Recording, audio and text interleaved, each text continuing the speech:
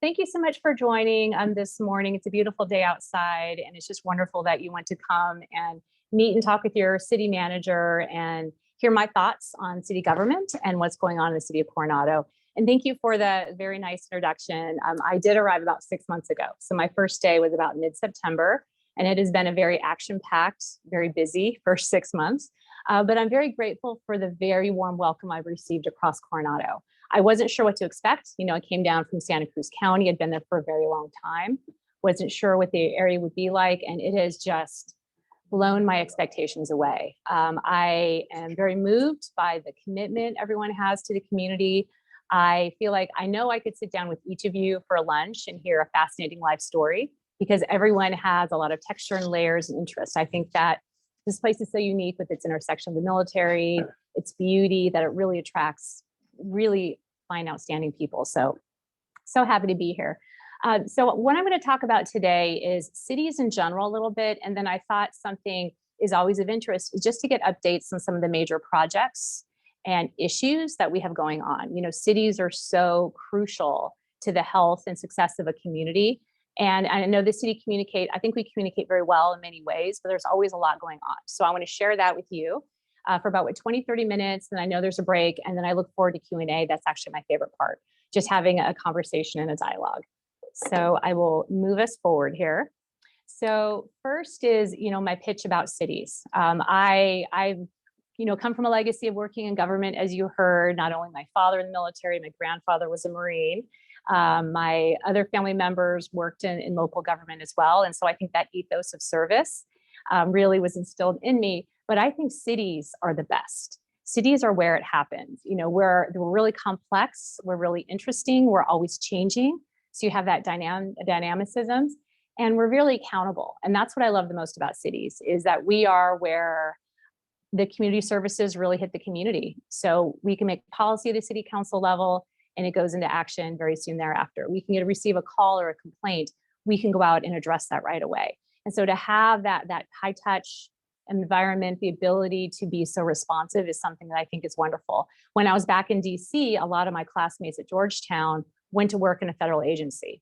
And I was thinking about it. And then I just said, I don't want to get buried in HUD or buried in something. I'm just not interested in that. And the state too didn't have the appeal. So when I came out to California and started working for a city, it was just a perfect match. And so I am a strong proponent of cities. I think it's just the place where things happen. And I'm really glad here in Coronado to have come into this city where it's a very strong institution already, as you probably know and enjoy.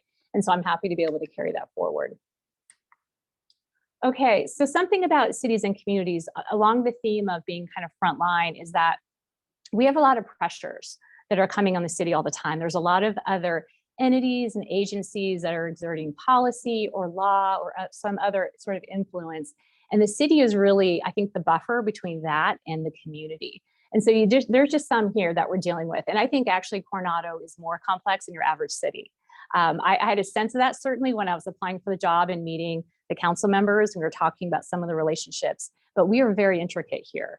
Many places don't have a very large military installation, you know, taking up more than half of your land area, a complex port district environment as well.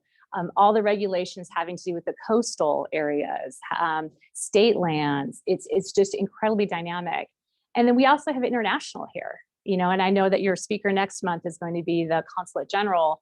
Well, you know, the Tijuana River issues, that affects us profoundly. So that's not a pressure you find everywhere. So it is just, there's a lot going on around cities. And so I do see us as that buffer. We're that place where we're trying to deal with all of that, trying to manage it, take it forward in a measured way. And so we have great results for the community. And then I think my final slide on just government, I don't know how much folks may know about the form of government. Of course, this is my field. I'm very excited about it, but I just want to spend a few moments on our form of government here in Coronado. We have a council manager form of government. So it's different from a strong mayor form of government that you see, you know, across the bay in San Diego or in other large cities, where the elected official is the administrator of the city. Here, it's a shared responsibility. The community elects the city council, and the city council, and welcome council members Hines and Donovan, they have two employees actually. the whole city. They hire the city attorney and then they hire the city manager. And then under the city manager is nested all the responsibilities of the city. We have 9 departments. We have 250 employees. So that's how it works. So if you're not familiar, the way I liken it is a private sector model is thinking about a board and a CEO. So your city council is like a board of directors and your city manager is like a CEO. So I just want to share that. Not everyone understands that. I've had people say, oh, you've got a strong manager form of government. And I said, no, not exactly. It's definitely a shared responsibility. Council sets budget, policy. We talk with them about how do you want to manage this or that. And then I carry out the day-to-day.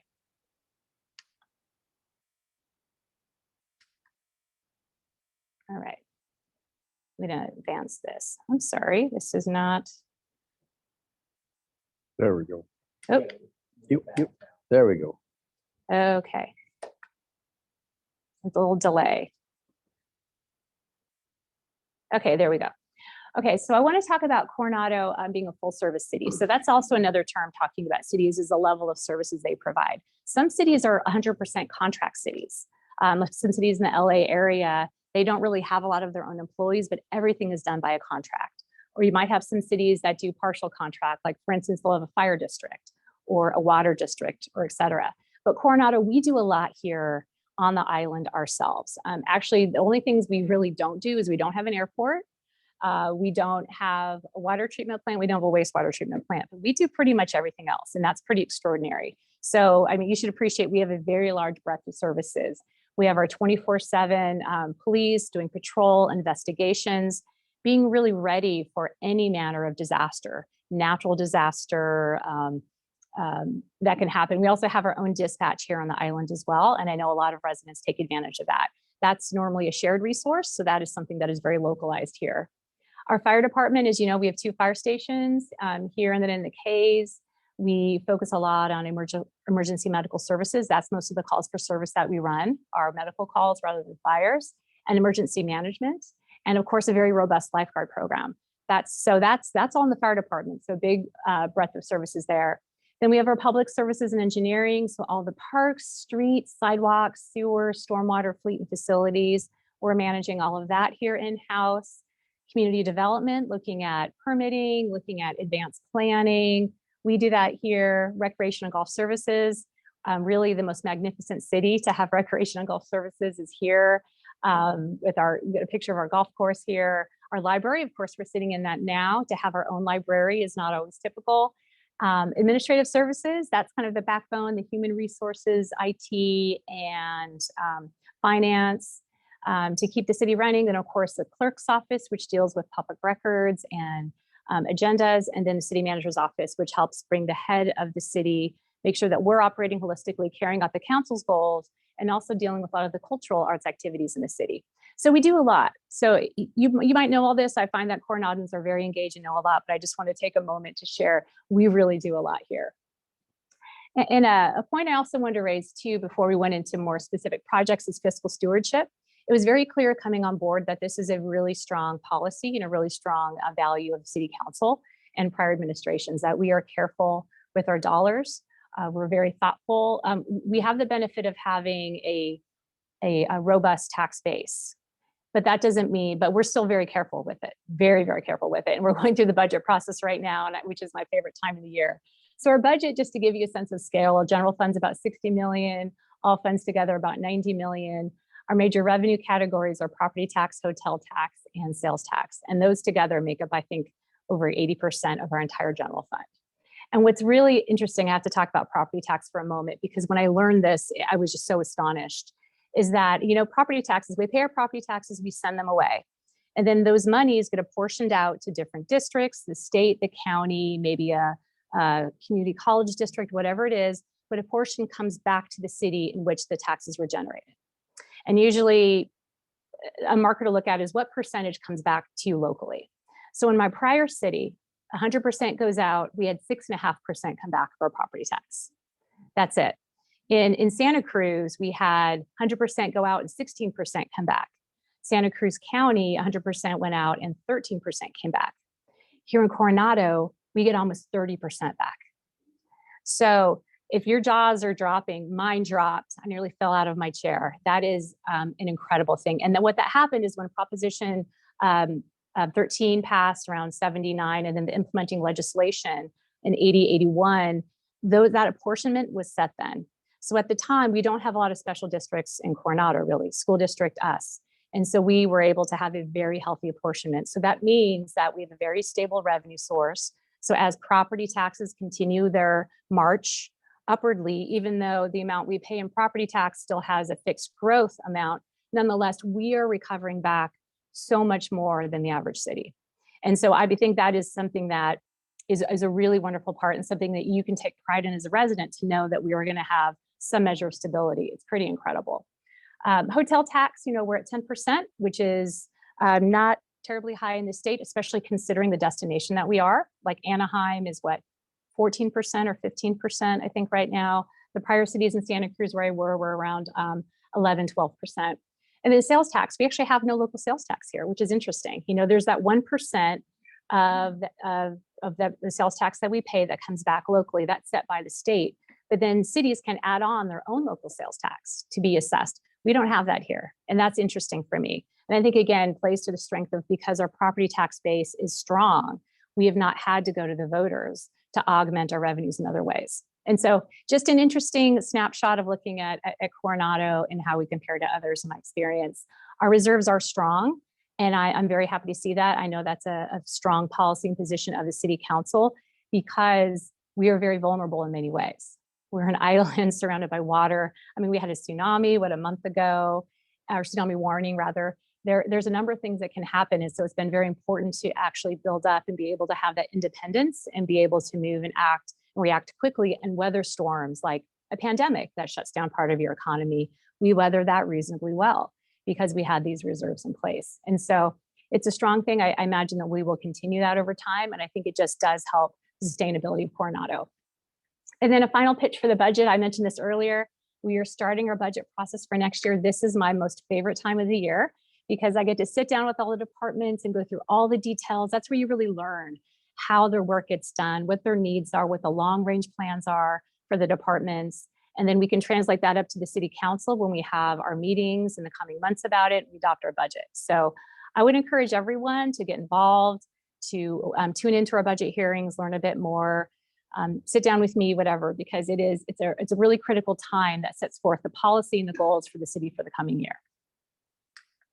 Let's try this. Okay, so I'm going to jump into some projects now. Okay, streets and utilities. So we do have a lot going on. So I did step into a very busy city, and we're a city that likes maybe to do more than maybe we're stretching ourselves a bit, but I think it's great because it shows the ambition, it shows the excellence and the drive to do more for the community. So as you're seeing and experiencing now, the Ocean Boulevard Sidewalk Enhancement Project is going on. That's going to be widening the sidewalks along Ocean Boulevard for a minimum width of 8 feet, so that we can have better mobility, strollers and bicyclists and, pedestrians being able to pass. Also doing an overlay on the street. So that's happening right now. You will see and experience disruptions for sure. We're trying to accelerate the schedule so that we get this done by Memorial Day. I've been told, wait till summer, that's going to be something altogether. And I can say I'm already feeling the increase with spring break, and it's tangible. You're feeling a few more cars on the streets. You're seeing more pedestrians. And so that's something that I'm looking forward to experiencing this year. Something we do too, I don't know if you know that we pave 1/7 of our streets every year. And so this is a really aggressive, I think, paving program to really keep our roads in good condition. So there's a construction index that measures your pavement quality, and we do quite high. And so that's something many communities don't enjoy. And so I enjoy it very much in Coronado. I hope you do as well. And our new public services and engineering director actually is thinking we might want to talk to council about making that happen more frequently, even than it is now. So that council members will definitely talk to you about that. But it's something that, again, maintaining that high quality of the pavement is a part of our quality of life here. We're also working on some undergrounding projects. I think this has been talked about, I think, over many years.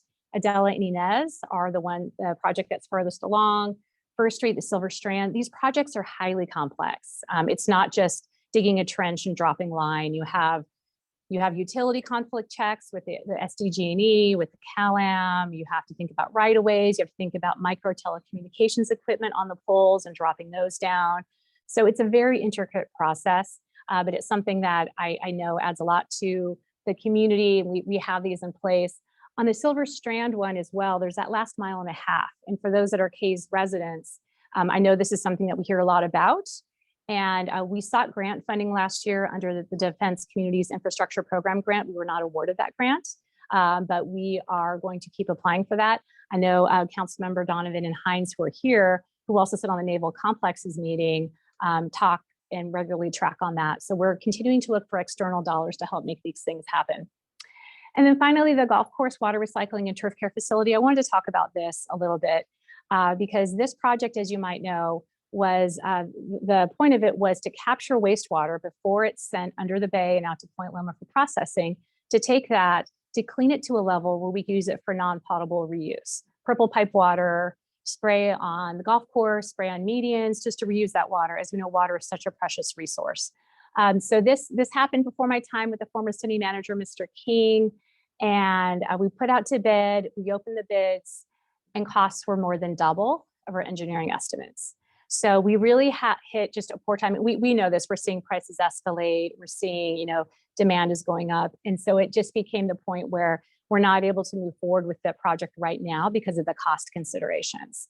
However, we are still, I still think this is a very worthy concept of thinking, how can we better use the resource of wastewater so we're not using potable water on our golf course. We don't want to lose our golf course either. So it's something we're still going to work on, but I've received a few questions, but we went to council at our last meeting to reject those bids, but we're going to keep working on it, still in our CIP, and see, hopefully the procurement and the bidding environment relaxes a little bit here so we can get some better competitive pricing.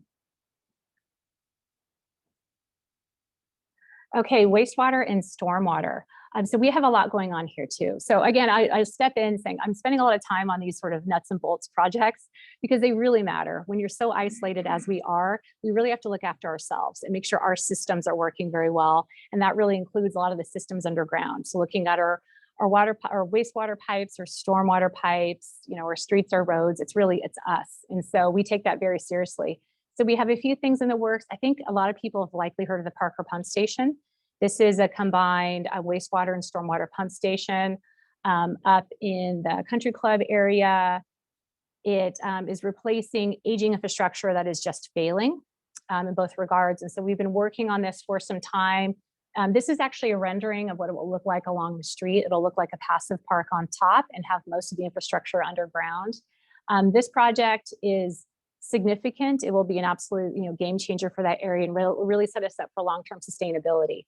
Its price tag too jumped considerably. What we thought was an $18 million project is now looking to be a $25 or so million project. And so we'll be talking to the city council during our budget time about funding strategies for that. But that will tremendously help our infrastructure for pumping of wastewater and stormwater. We also have some work done at the K's. The Trinidad pump station is just about done. We're doing some final tweaks on that just to make sure it's operating optimally. And then the next one is the Point Pump Station. And then overall wastewater main replacements and, this carried into one line, First Street stormwater pump station flood relief. I'm learning when it rains really hard, there's the same areas in town that always flood, and everyone knows this here. And so we're really interested, let's take a look at that, examine and see if we can find an engineering solution. It is challenging when you're basically at sea level, of course, and so you don't have a gravity to help pull things down from you that well, but we still want to work on the problem. Okay, future planning and projects. So a lot going on here as well. So last week, the city council adopted the climate action plan. This was a plan, it wasn't required by any permitting or regulatory authority. It was an aspirational plan to say that there's a number of goals we can achieve, and this is a potential way to do that. So just to give you a sense of scale, if you look at their regional greenhouse gas emissions, the city of Coronado contributes 0.33% of the regional total. So we are a very small part of what's being generated in San Diego. And that's the target off which we anchor our reduction goals. And so we adopted the plan, and what's coming next is an implementation plan. So this plan identified a suite of some options. And so the council accepted the plan and directed us to go back, do more work, and lay out some priority projects to sequence what makes sense for us to do. What that might look like are things like electric vehicle chargers, the use of solar, So some of those projects that won't be, I think, a large change for the community, but to help make reach our goals. The council also was receiving a lot of feedback from some community members about exploring the CCA. If people don't know what a CCA is, this is a community, I'm going to say it wrong now, community choice aggregations, where basically governments can band together to form these entities that purchase power. The power is still distributed through SDG&E to your homes the same way your residents still pay your bills to SDG&E, but by forming the CCNA, you can buy cleaner sources of power. And so the city council was receiving information about this and said, we need to learn more. We can't agree to this. We're not going to say no to this now, but we want to learn more. So they also directed us to do more research and come back to talk to them about it. Next, we're working on a sea level rise vulnerability assessment and adaptation plan. So this is looking at what affects the climate change, how might they affect Coronado in all of the areas. So the vulnerability assessment, this was released in June of 2021. So that's been out for a few months. And now we're on the part where we have the adaptation plan out. So we have a sense of what could happen with a number of modeled scenarios by sea level rise. And they range from an increase of about 0.8 feet to maybe 5 feet over the next 100 years. I will say the probability on these events is relatively low. So it's not like we think there's some catastrophic change coming our way in the immediate future. So I just want to portray that in the correct way, but nonetheless, just looking at, well, what could happen. And this plan also, it will be based on, the strategy will be based on observable sea level rise. So actions wouldn't be taken just with modeling or conjecture estimates. We would actually see that, okay, we are seeing some documented sea level rise happening. Okay, then we can start to put into effect maybe some of these different levers in the plan. So the adaptation plan is out for public review right now. You can find that on our CommentCoronado.org website. And we're also doing community meetings around. There's one coming up, I don't remember the date, but if you want to find out more about that, you can find that on our website or Comment Coronado. We're also doing historic resource survey of our houses, so we have a clear sense of whether or not our housing stock meets our historic requirements or rules. A major one, and this maybe goes to your speaker for next week, is the Tijuana River Valley water pollution management. I think everyone knows this so well. Everyone I've spoken to is very intimate with this issue, but in essence, that a lot of wastewater coming out of Tijuana doesn't have the wastewater infrastructure to handle their community's needs. So they have failing systems, cracking pipes. We have a lot of leaching into the ground. We have people that just throw things into creeks and canyons, and what inevitably happens with gravity and water flow, it ends up in California. And actually, I had a chance to take a tour of the International Boundary Water Commission International Wastewater Treatment Plant. It was a mouthful, which was really incredible. Actually, Councilmember Hines and I were both on that tour to see how the plant operated. And then also we went to all the places along the border, and you could just see the garbage coming down and all the gates that are in place there to try to stop it. So, I mean, it is a significant problem. And I signed up for alerts to be alerted whenever there was sewage that was flowing in past the gates. I shouldn't have done that because I'm getting more emails than I would like to receive. So it is a persistent problem. Is now top of my mind. I just received one yesterday, another flow. And of course, whenever it rains, everyone's very familiar with that. It affects the coast, all the way up. So good news there is that, and really hats off to Coronado on this. Coronado, a few years back, decided we really need to work on this. And some other cities were pursuing a litigation strategy to try to force change. Coronado really led a coalition to work within our federal delegation to try to find a solution in that way. And we really have been credited with that. Was the honey approach versus the vinegar or the stick and the carrot was definitely a very effective way. So I would say I'm very fortunate. I'm stepping into this position with all the major stakeholders engaged, everyone understanding the scope and importance of the problem, and now there being a set of solutions out there. So about 4 months ago, the EPA released a plan to deal with this, and the plan has a few stages. It involves rehabilitation and expansion of wastewater treatment plants on the Tijuana side. It includes more trash booms. and a number of engineering and structural changes to the system to really improve it. And that's wonderful. It will take time. It's in phases. The entire price tag is over 600 million. We don't have that yet. However, there 300 million was appropriated. So, I mean, so that is wonderful. So there's definitely movement. And right now, the first phase of that work is in the environmental review stage. So where, again, I feel very fortunate that I'm coming on board at a time where the problem's been defined and accepted, the stakeholders are in alignment, there's a plan, and the plan's starting to get executed. So it really is wonderful. And the city maintains its attention and maintains its pressure on this issue. And actually, just a few weeks ago, I was able to do sit-down calls with our federal delegation and talk with them about the issue too. And everyone is on point and understands it. So took a little more time on that, but I just want to share that that's a significant issue for us, and work is happening. Next, on Orange Avenue improvements, a few weeks back, well, actually longer than that, but around, I think before the pandemic, Coronado came to the city.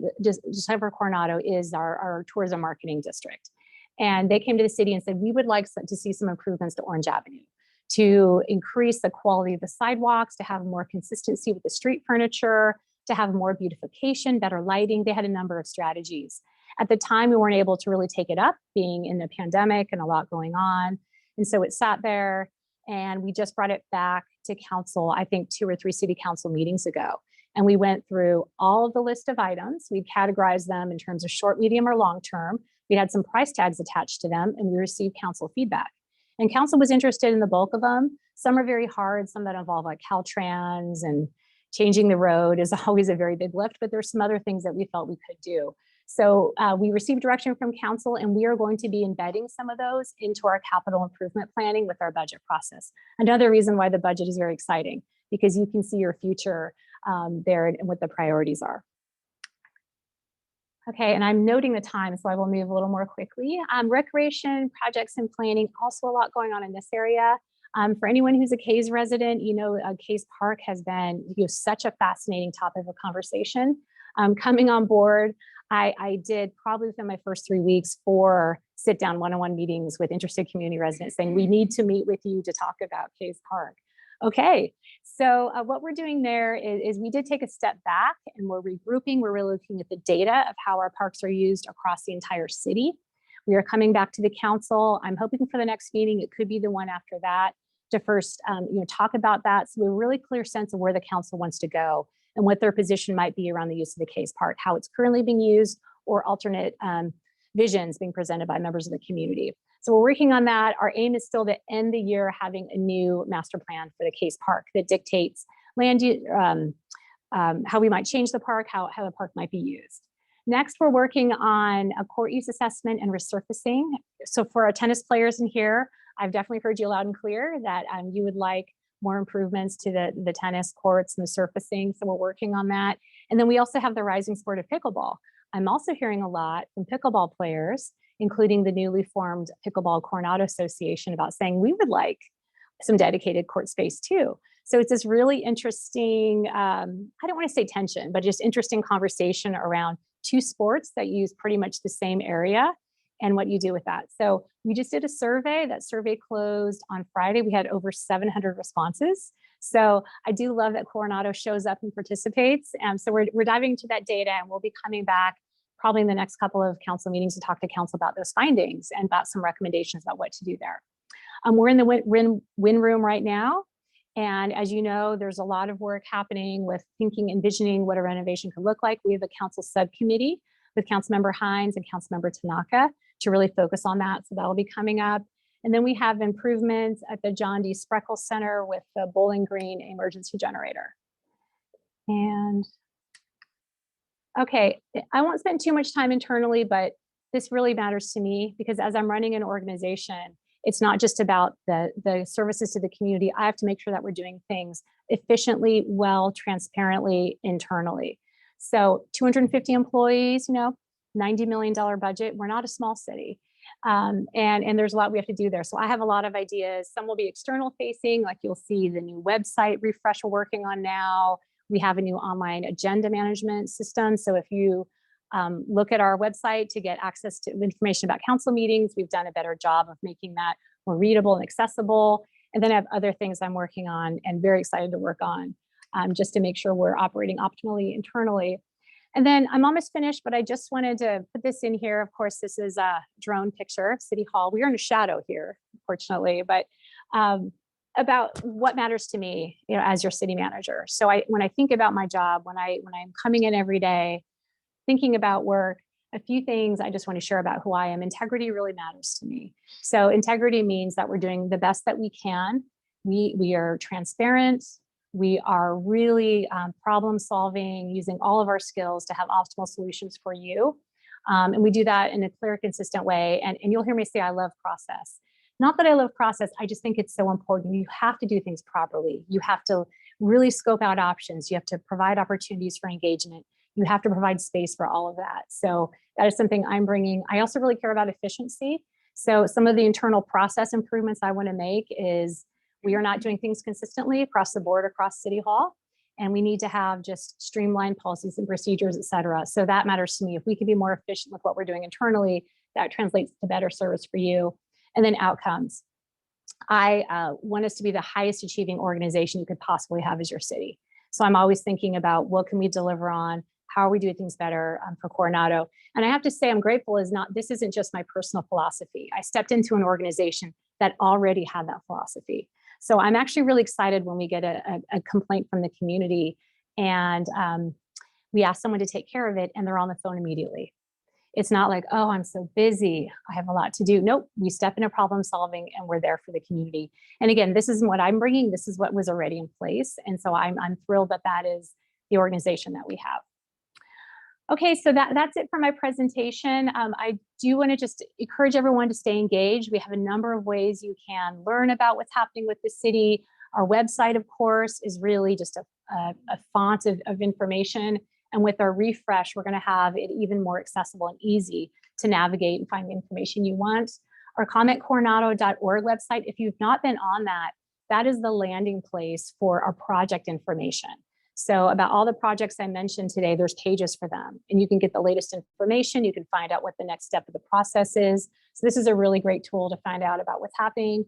If you're on social media, we regularly post to Facebook and Twitter, a little bit on Instagram, but mostly Facebook and Twitter. And then we also have a city manager's weekly update. So another tradition I stepped into, in fact, my first day here was a Thursday. And hour 3 of my first day, they said, we filmed this thing called the weekly update. Do you want to film this? And I said, let's do this. So my very first one I did on my 3rd hour on the job. But I really enjoy doing it. So we film them on Thursday mornings. And if they're helpful, I hope they are. If you have feedback from me, please let me know. But we're constantly trying to find ways that we can communicate, keep the community apprised and engaged. So with that, thank you. I could talk, I'm very passionate about cities. I could talk for a long time, but I will stop here. So thank you very much. Thank you very much. How about a round of applause? Okay, let's take a 7-minute coffee break and return for the question and answer period. Thank you very much. Case. Very much independence from the school district. Is that the case throughout California, or even more and more throughout the whole state? And is there some of your budget that you get that you automatically transfer to the school district? It's all totally independent. Okay, it is completely independent jurisdictionally, and that is happening across the state. So they have their own, obviously the city elects the school board members, but it's completely autonomous from the city. And typically the funding is likewise very separate in terms of a formal pathway of funding. Sometimes there can be agreements between, like we actually have an agreement, a use agreement with the schools where we fund them a certain amount every year and we have access to some of their public facilities. But in terms of like the formal funding mechanism, completely independent from the city. Yeah, thank you. My next question comes from a famous Coronado High School graduate, John. Okay. All right. Anybody can buy a house. At any rate, my question is, what's the justification for a public organization like the city of Coronado outsourcing public courts paid for by taxpayers' money to a private organization impact activities? Is Deep Throat right? Is money everything? Just follow the money and everything now, or what? What if you want to outsource the library or the fire department? I got kicked off the court one time. I think go on the court free, but somebody reserves it down there $5. They kick us off. I think that's just immoral. But what's your justification for that? Okay, all right. We got a softball on the second question. The $5 question. Yeah, exactly. Well, I will say generally, public contracting, there are laws that govern public contracting and how things can be done and not be done, but typically it's a policy decision of the organization. I talked about some cities are like almost 100% contract cities. Like they might have less than a handful of employees that are actual employees of the city and everything else is contract. And in some cities like choose not to contract anything out. Like when I worked for the city of Santa Cruz, we operated a landfill and all the waste management ourselves. We didn't work with like waste management or a larger waste provider. So it really just falls within how the city council wants to take the city policy wise. Now, this particular instance, this predates me. So I can't provide, like, I wasn't a recipient witness to all of this. So I don't know about that, but certainly there's aspects of our recreation that we've decided can happen more efficiently if we ask a contract partner to work with us as opposed to hiring and managing staff. So can't speak to the exact details, but it's absolutely something we can do. And we have done. Overall, I've heard positive things so far, but happy to talk with you more about your experiences. Thank you. Next question comes from a retired United States Marine. All right. Yeah. And if the carriers are in when the census is taken, are the crews counted? And if the carriers are out, are the crews not counted? What an excellent question. I think our official population is about 23,000, and I'll look to my council members to see if that, yeah, they're nodding, so that's more or less on. I don't know, that doesn't fluctuate. That's a population that's made typically every year with the decennial census, and you might have population estimates that happen from time to time. How military bases are folded into that and having a home base happen or a home port happen, I'm not sure how that works, but I don't think it does. And so I think that when we have 3 carriers on board, that's not something that's captured in our official population for that time. But I will find out more about that. That's a really great question. Next question right here. That was excellent presentation. Oh, thank you. I've been concerned for a while, Coronado. I get really upset about the irrigation water. I know you have a lot of problems, but when the guys drive in on 3rd Street in the morning, they're driving through a flood of water going down Orange Avenue, and there are just some huge floods. I wonder if you could hire like a part-time guy to go out, take it people when the irrigation is just flooding. And as long as I live here, it hasn't changed. Okay. Well, thank you for that. And so I just want to clarify, are you talking about overwatering on public, like the medians and public areas, or is this private? Oh, Public. Okay. Okay. Well, I've heard of a couple of this happening, and we do send crews out right away to check things out. We also do get alerts from Cal-Am, and because they have signaled like we're seeing higher water readings than normal, and we go check it out. So, but I will circle back with my public services director to say, if we're having this persistent issue, I agree, we need to really address it. But I don't mean irrigation water is going on public property like sidewalks. I don't mean it's all coming from our public property. It does also come from business. Oh, I see. You're just talking about drainage. Yeah, drainage. Okay. Okay.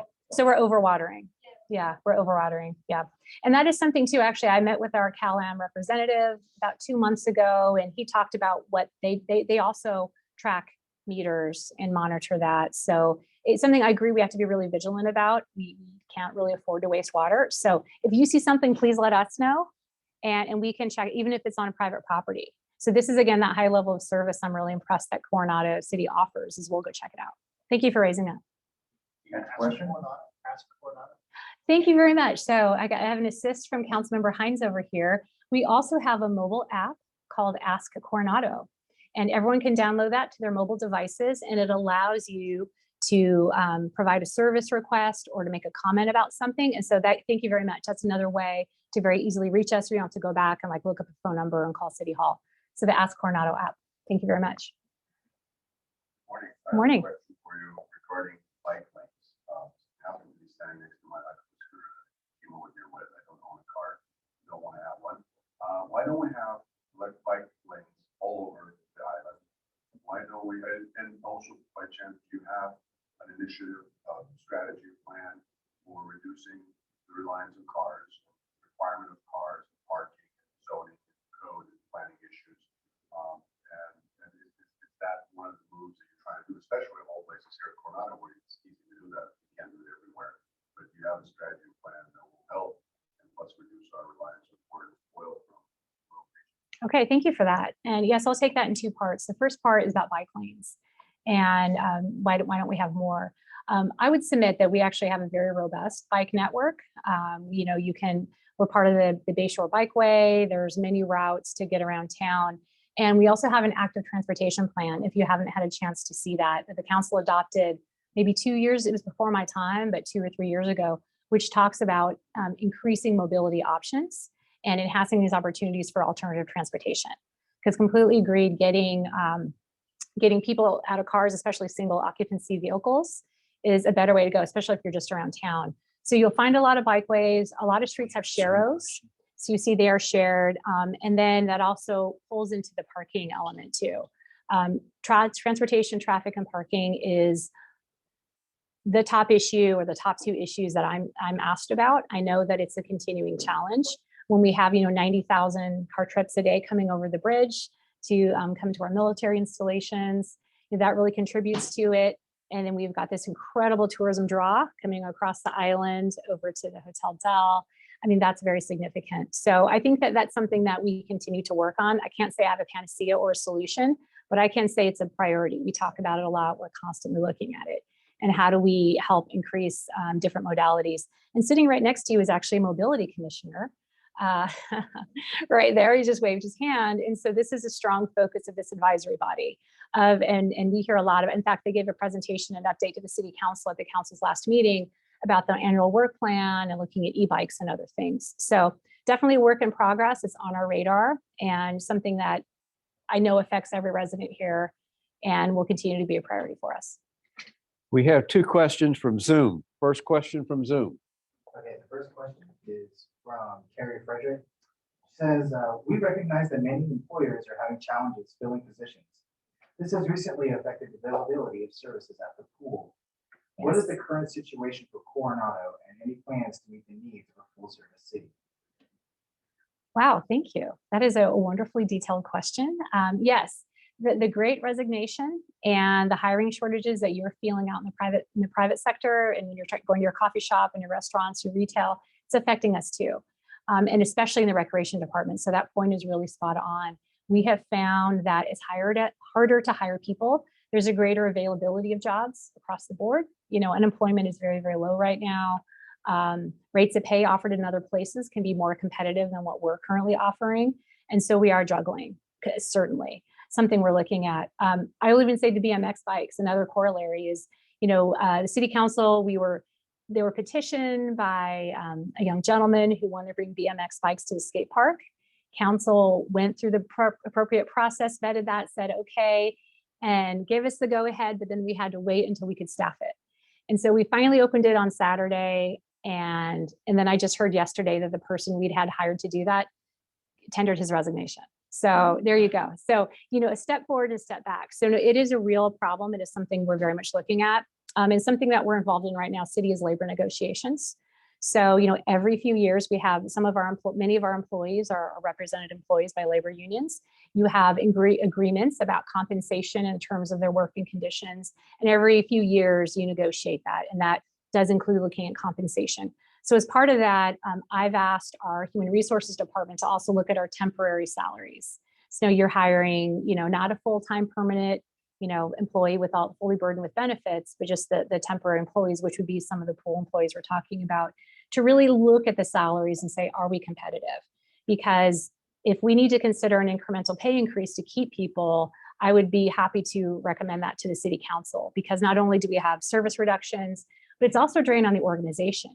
You go through a hiring process, you hire someone, you train them, you get them kind of moving within the groove of the organization, and then they move on. That's incredibly draining for the people that are there. So it's a point very well taken. We're definitely feeling it and working on a plan right now. Second Zoom question. Okay, Gary Smith asks about the status of Sandag housing requirements. Yes. Oh. Okay. How did I not talk about that in my presentation? It was not intentional. I meant to, and I just skipped over that. Thank you very much, Mr. Smith, for that question. Yes, as everyone's very aware, Sandag, which was one of those bubbles that was pressuring the city from my earlier slides, has an 8-year cycle where they assign a certain amount of housing units that cities need to have zoning to support the development for. So it's not saying you have to build them, but you have to have a regulatory framework that would enable that number of units to be built. We have a challenge, of course, being very compact, built out already. Everyone knows the issues very well. In prior RENA cycles, I think that our entire housing allocation over that 8-year cycle was 50 units. I think that's what it was. And then this last cycle, through a process where we are challenging the procedures by which that number was arrived at, Coronado was assigned something on the order of 1,000 units. So if you think about shifting from having to zone and have available to develop 50 units to 1,000, I mean, that is just orders of magnitude larger. I mean, that's just incredible. And so I know there was a lot of shock and awe across the community. And so we're currently engaged in litigation, and we're challenging the process by which our appeal was heard. When we appealed this number, there was, pardon me, there was a weighted vote taken that put inordinate power in the larger cities in the region. And so the 14 or 15 cities that voted to support Coronado and some other cities that were similarly situated, we were outvoted because of these larger cities were able to employ this weighted vote. We're challenging them to the legality of that process. So that's where we are. So we're currently still in litigation. We don't yet have our hearing date scheduled. Next question is right in the back, President Henry. It's from Morgan Miller. Hi, Morgan. What a great presentation. Thank you so much for coming to the roundtable. One of the things I'd like to say is I didn't realize how great this city was. It's not because of the location, it's because all these people in the room. We've got all the movers and shakers right here, and that's what makes this city great. One of the things I want, as a mobility commissioner and talking to this gentleman, I do want to advocate strongly in front of all these people for that Orange Avenue thing you're talking about, because that's something as you know, the city doesn't move quickly, and we've talked about it a long time. I would counter your, we do have bike infrastructure, but it's often geared towards a tourist and not towards a real commuter. And there's where we have an opportunity on Orange Avenue. And we do have a lot of opportunities in this city to really try to get people out of their car and really out of walking like I did here today, or biking. So I think that's great, Orange Avenue. The one question I was going to say, or kind of complaint, is that City Council passes a lot of great rules. And one of the ones that I noticed as interesting is this gas-powered blowers. I bring it up because they're out there all the time. And I think it goes to a lot of the city's issues where a lot of the residents would have some good things on the books, but feel they're not enforced. And I guess that's why I'm just bringing up this one, because no matter where I drive in the city, and especially on my block, I can see the guys, and I've called the police like multiple times, and they come out just like they're supposed to, but it's always a nice morning. You know, you're not supposed to do that.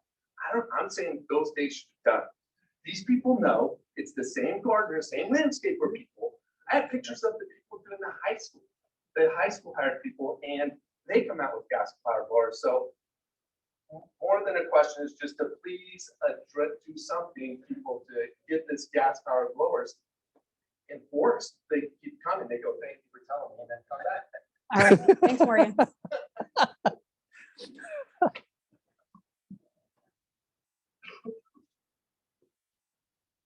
I thought you asked a question, Morgan. Okay. The guy in the back, the real tall guy in the back of the room, did you know that he immigrated from Russia on foot as a teenager? Oh, no. Yeah, he put money in his sock. This has to do with the geography of Coronado and emergency services in the case of a disaster. I know Coronado has an emergency services disaster planning plan, but that's sort of based on the number of employees during the day. The disasters can happen at any time, especially in the evening, middle of the night, when there are very few employees here, and the emergency responders will be few. So I think we have had a CERT plan to train regular citizens in certain levels of disaster planning. But I think by and large, it's not that well utilized, especially in the case of what happens when in the middle of the night, there's severe earthquake or there's another disaster, and there's not enough employees to handle the emergency. I think that's a service where we have so many people that are really capable of doing that level of work in town, but not the amount of training that has been available to them to really fill in the need where we don't have the employees. What's your take on that? Okay, thank you for that question. And you speak of something that is of incredible importance to the city and to the city council. I heard it from them from the beginning too, is because of our unique geography, as you said, our isolation, we have to have a degree of independence to be able to handle a host of issues, like from the tsunami warning we had, a month or two ago, to something even more catastrophic. So this is an element where the city does take it very seriously. We have a division chief, and this is the division chief's assignment. We're in the process of filling out our EOC. If folks don't know what an EOC is, it's an Emergency Operations Center. And what it is, it's a superstructure, organizational structure that is formed in the case of an emergency. So currently, day to day, we have our normal hierarchy in the city and people have their jobs, but an EOC overlays that. So you step from your job of what you are into this new job within this organizational structure. You have training, you do drills, you do a number of things. You coordinate extensively, obviously, with all the agencies around us. And so that's something that we're actually in the process of refreshing, because just harkening back to a question 2 questions ago, we've had a lot of staff turnover in the city as well.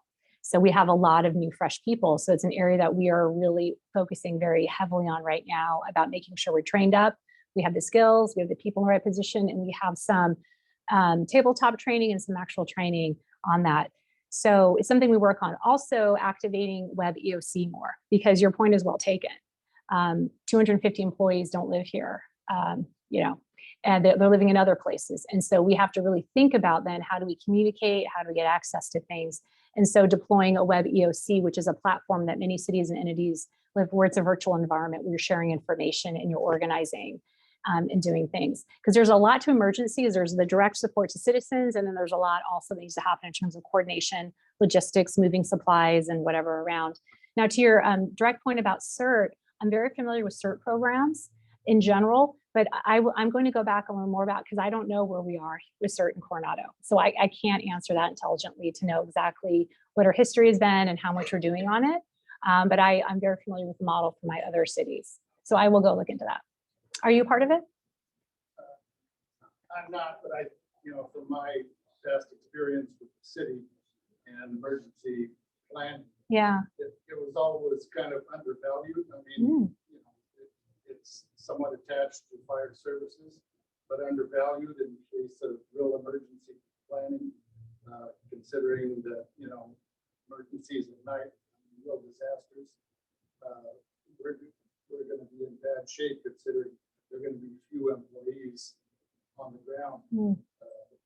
Yeah, and I don't know if that's true. I don't know if that's true that we'd be in bad shape necessarily. I mean, I think it really depends on the magnitude of the challenge.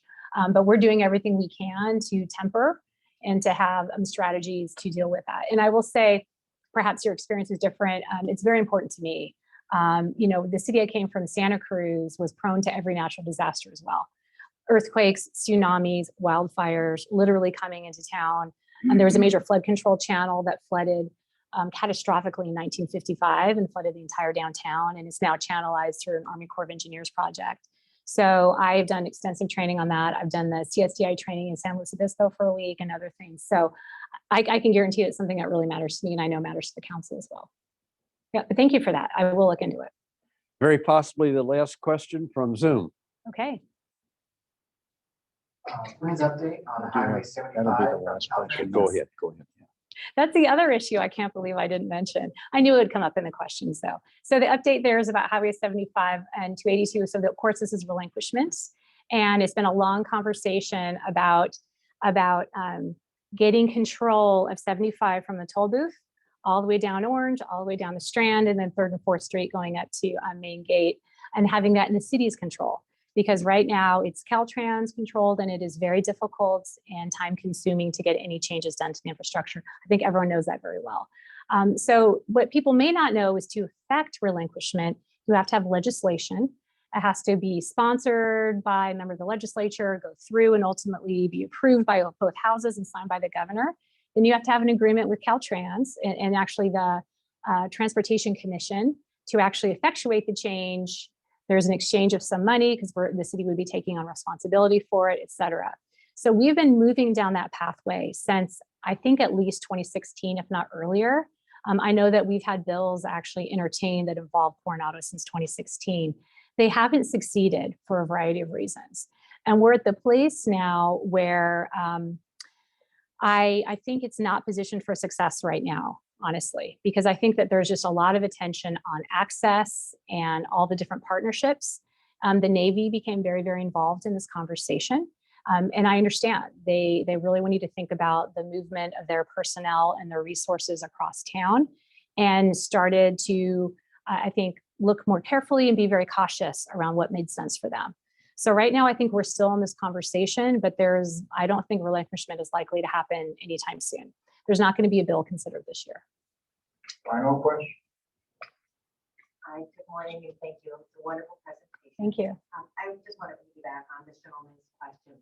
And something for you to add into is, I've often thought if there was some kind of either real or intentional act to block the bridge and to block the strand, we really are crippled as a city. And I'm wondering if there's something that we could be working on with in conjunction with the Navy about what we do when there is either an accident or terrorist act, hopefully not, on the bridge and the strand. We really are crippled. Right. And so I'd love to see something more being done. A few weeks ago on a Saturday night, it took 45 minutes to at 9 o'clock at night to get from the base to back to the cave. So Wow. something else to consider. Wow. Yeah. Thank you so much for that. And what I'm thinking through these questions is that, as I said, we're tightening up our EOC shop. We're getting our assignments done. We're actually going through the active training now. But maybe a community either workshop or some information out would be very important. We do have an EOC binder that has a number of scenarios outlined in that. I can't specifically recite what we would do in that instance, but we do model a number of scenarios and have plans for that. But what I'm hearing is it'd be valuable to understand that better for your own personal comfort at a minimum. So, okay, well, that's very valuable for me to hear.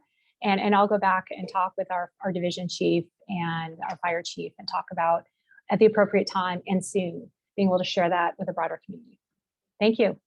Thank you very much. Yeah, thank you. As is customary, we'd like to present a very nice token of our appreciation to our speakers. There's a ballpoint pen, and I checked, I cleared it. It's beneath the dollar amount she's allowed to accept without having to go Thank you through very much. reporting. So thank you very much. How about a round of applause for Tina Friend? That was Thank great. you. Thank My you. pleasure. Thank you. Have a good trip. Okay. Yes, thank you. Yeah, I'm flying up to see my boys. Oh.